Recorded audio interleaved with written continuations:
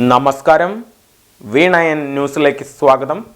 പ്രധാന വാർത്തകൾ നിങ്ങൾക്കായി സമർപ്പിക്കുന്ന Spinner Pipes manufacturers of HDPE and PVC pipes. Think irrigation, think spinner. Rahul tiles and sanitaries, Kovilakathumpadam, Kerala ബാങ്കിന് മുൻവശം, തൃശൂർ. അടുക്കളയ്ക്ക് സൗമ്യ സുഗന്ധവും വിഭവങ്ങൾക്ക് രുചിയും. കേരളത്തിന്റെ സഹകരണ ശുദ്ധി ഗ്രീൻ മൈത്രി വെളിച്ചെണ്ണ, ഒരു പെരിങ്ങണ്ടൂർ സർവീസ് സഹകരണ ബാങ്ക് ഉൽപ്പന്നം. ബേജാറാകേണ്ട, നമുക്ക് എല്ലാവർക്കും ബ്യൂട്ടി സിൽക്സിലേക്ക് പോകാം. അവിടെ ആകുമ്പോ എല്ലാവരുടെ ഇഷ്ടം പോലെ വെറൈറ്റി കളക്ഷനും ഉണ്ട്. വലിയ വിലയാവില്ല.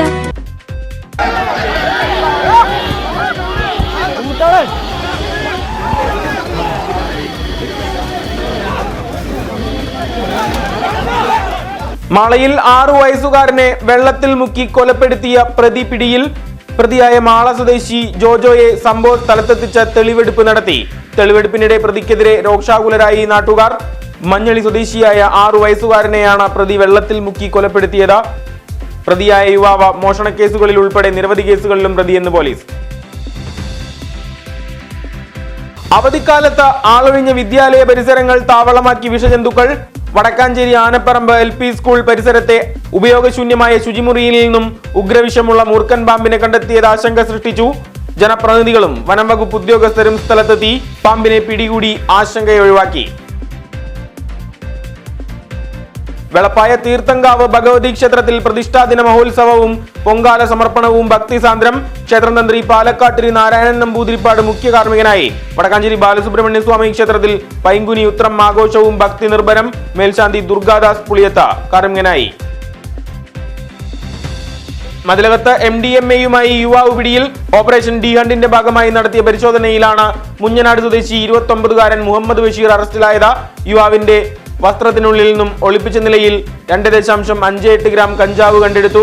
മയക്കുമരുന്ന് വിൽപ്പന നടക്കുന്നതായുള്ള രഹസ്യവിവരത്തിന്റെ അടിസ്ഥാനത്തിൽ പോലീസ് നടത്തിയ മിന്നൽ പരിശോധനയിലാണ് പ്രതി പിടിയിലായത്.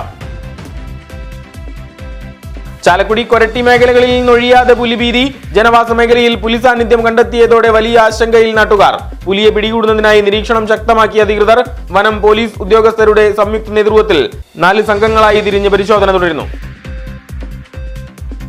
അവണൂർ വെളപ്പായ മഹാദേവ ക്ഷേത്രകുളത്തിന് പുതിയ മുഖം.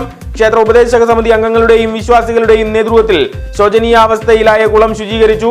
കുളത്തിൽ അടിഞ്ഞുകൂടിയ ചെളിയും പായൽ ഉൾപ്പെടെയുള്ളവ നീക്കം ചെയ്തു.